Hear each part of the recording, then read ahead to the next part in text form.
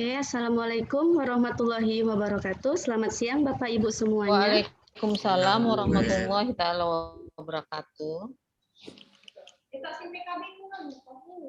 Ini saya ingin mempresentasikan hasil dari materi kita hari ini. Tapi sebelum itu ada baiknya untuk memulai kegiatan kita hari ini, kita untuk bisa membaca doa menurut agama dan kepercayaan kita masing-masing untuk memulainya. Doa dimulai. Doa selesai. Di sini mungkin saya agak berbeda. Kita tidak usah pakai ice breaking. Kita masuk langsung ke materi saja. Nah, di sini materi yang saya akan tampilkan itu tentang, sebentar ya, biar saya tampilkan dulu screen, tentang rencana operasional. Rencana operasional.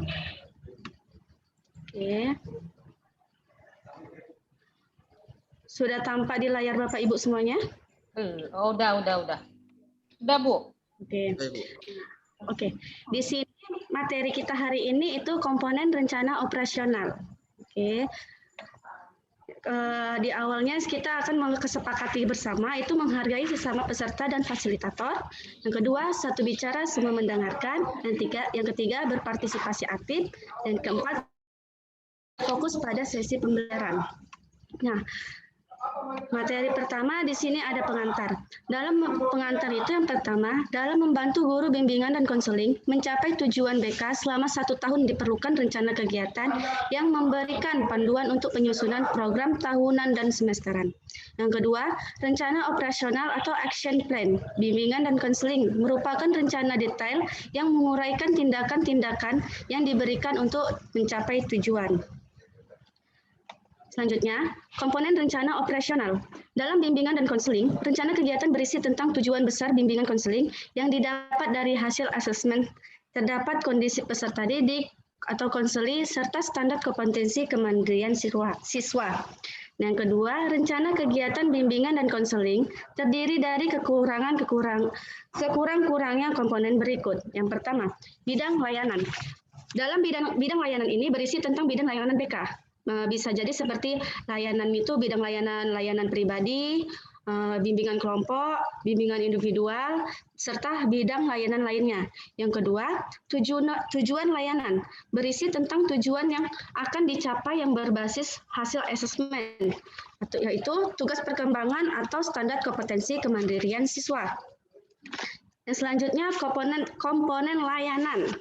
Nah, komponen layanan di sini terdiri dari 4 komponen, yaitu layanan dasar, layanan responsif, layanan peminatan, dan perencanaan individual dan dukungan sistem. Yang selanjutnya strategi layanan. Strategi layanan di sini merupakan kegiatan layanan yang dilakukan dan disesuaikan dengan komponen layanan. Contohnya, untuk komponen layanan dasar, strategi layanan yang dapat dilaksanakan oleh BK. Selanjutnya, itu ada kelas. Nah, kelas di sini tingkat kelas yang akan mendapatkan layanan BK seperti kelas 7, 8, dan kelas 9 yang akan kita lakukan suatu kegiatan. Ada juga pun materi. Materi di sini berfungsi materi yang akan kita sampaikan di dalam layanan. Misalnya, kita melakukan suatu layanan bimbingan kelompok untuk di kelas 7. Nah, layanan bimbingan kelompok di kelas 7 ini kita membahas tentang materi. Materi yang tentang apa? Tentang pergaulan, tentang teman sebaya, bisa jadi. Nah, di materi inilah yang kita bahas di dalam suatu kelompok itu tersebut. Nah, metode. Selanjutnya metode. Metode ini berisi teknik atau strategi layanan BK yang akan dilakukan. Teknik apa dan strategi apa yang kita lakukan untuk melakukan kegiatan layanan bimbingan konseling yang kita lakukan tersebut. Yang materinya sudah kita siapkan. Dan selanjutnya itu ada alat dan media.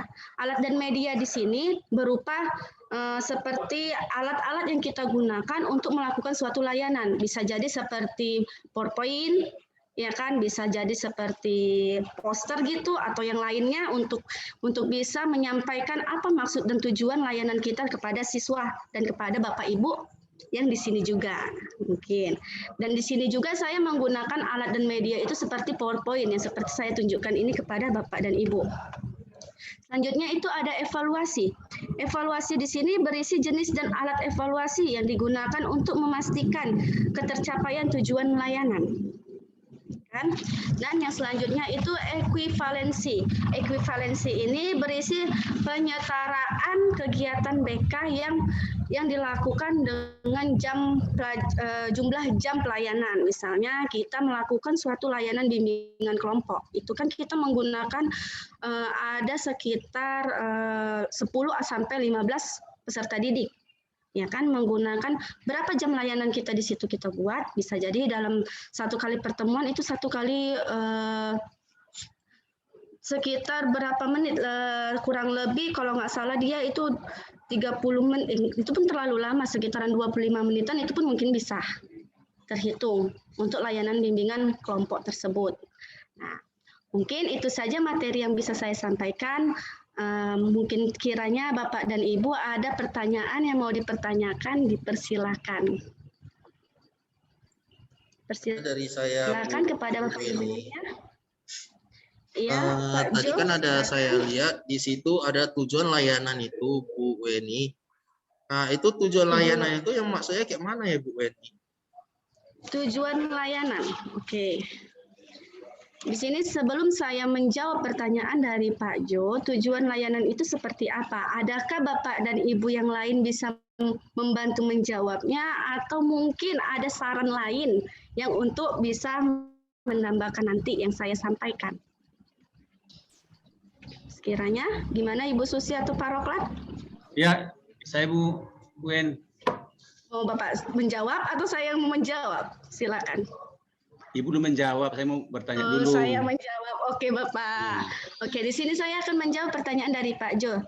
Tujuan layanan itu seperti apa ya kan? Berisi tujuan layanan itu berisi tentang tujuan yang akan dicapai, yang akan dicapai peserta didik bisa jadi dari hasil asesmen, tugas perkembangan atau dasar standar kompetensi kemandirian siswa. Nah, contohnya saja tadi saya sudah memberikan contoh, kita memberikan suatu layanan bimbingan kelompok. Nah, dari satu bimbingan kelompok itu tujuan layanannya itu supaya apa? Yang pertama, tujuan kita itu untuk memberikan siswa atau peserta didik mengerti sampai mana sih batas-batas pertemanan dia dengan teman-temannya secara berkelompok untuk mengeluarkan semua yang mereka ketahui, seperti itu. Mungkin ada tambahan dari Pak Roklan, silakan, dipersilakan. Udah pas Bu Wen, udah pas bilang Pak Jo. Oke, mantap Ibu Weni, terima kasih. Mantap. Terima kasih. Ibu Susi, ada yang mau dipertanyakan atau saran yang lainnya? Saya Bu, dulu Bu Wen. suaranya Bu, di mute-nya Bu, mute-nya. Bu Wen. Saya Pak. Ini ada sedikit mau saya tanyakan Bu. Iya, apa itu Pak? Apa fokus kita sebagai guru bimbingan konseling di sekolah? Fokus kita sebagai guru BK di sekolah. Ya Bu Wen. Oke. Nah, saya di sini akan menjawab pertanyaan dari Pak Roklan. Terima kasih atas pertanyaannya. Apa fokus kita sebagai guru BK di sekolah? Mungkin dari saya pribadi, fokus kita sebagai guru BK itu membimbing dan mengarahkan siswa untuk menjadi lebih baik dari tingkah laku, perilakunya, bisa jadi untuk sebagai penyemangat mereka agar menjadi lebih baik lagi, baik itu dari lingkungan sekolah ataupun di luar sekolah.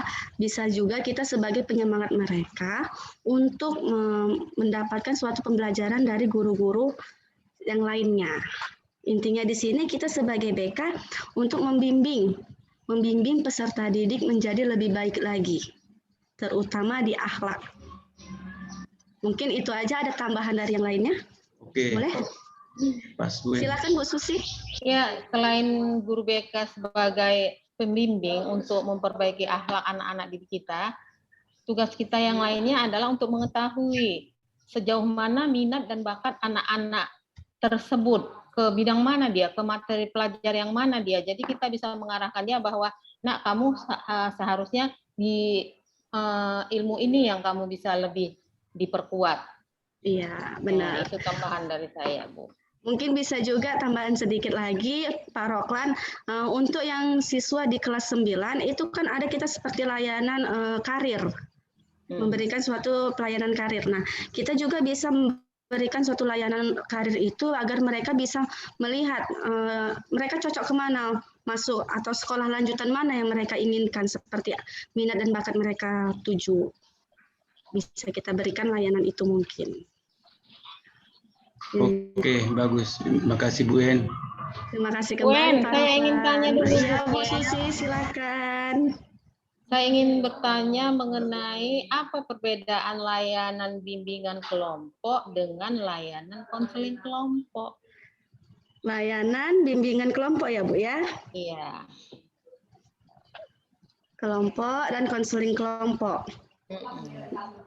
Oke, terima kasih Ibu. Mungkin di sini Ibu menanyakan karena itu memang di bidang saya kali ya. Oke, di sini saya akan menjelaskan apa bedanya layanan bimbingan kelompok dan layanan konseling kelompok. Nah, kalau layanan bimbingan kelompok dan konseling kelompok itu sama, ada persamaannya yaitu kita melaksanakan suatu kegiatan layanan itu peserta yang harus kita samakan itu namanya juga udah kelompok ya Bu ya, 10 sampai 15 peserta atau peserta didik, siswa atau peserta didik. Nah, yang membedakan di sini semua kegiatannya itu sama mungkin, cuman yang membedakan itu materi. Kalau tadi namanya layanan bimbingan kelompok materi yang kita ambil itu dominan, itu yang bisa dicapai anak-anak semuanya. Misalnya untuk sekarang ini seperti materi yang kita ambil itu tentang sosial media.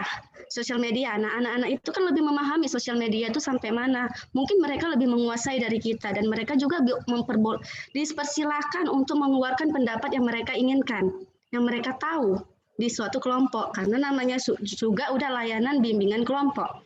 Mereka harus bisa memberikan saran atau yang lain, pertanyaan atau masukan yang lain ke teman-temannya. Sedangkan konseling kelompok di sini kita lebih fokus materi ke permasalahan si anak tentang kelompok yang sedang kita laksanakan. Misalnya 10 anak ini kan terjadi suatu masalah yang misalnya pertemanannya kurang baik. Nah, itu kan memang suatu kelompok mereka ada permasalahan di pertemanan. Fokusnya kita kalau antara bimbingan dan konseling kelompok ini cuma di materi, perbedaan cuma di materi, tapi kegiatan lainnya mungkin sama. Itu aja sih mungkin. Ada tambahan yang lain mungkin Bapak Ibu? Nggak ada Bu En. Oke, tidak ada. Mungkin sekianlah presentasi dari saya dan paparan materi yang saya berikan. Lebih dan kurang saya mohon maaf. Sebelum kita mengakhiri kegiatan kita hari ini, ada baiknya kita untuk menutup dengan membaca doa sesuai agama dan kepercayaan kita masing-masing. Doa dimulai. Doa selesai. Terima kasih Bapak Ibu semuanya. Terima kasih Bu En. Sukses selalu. Amin.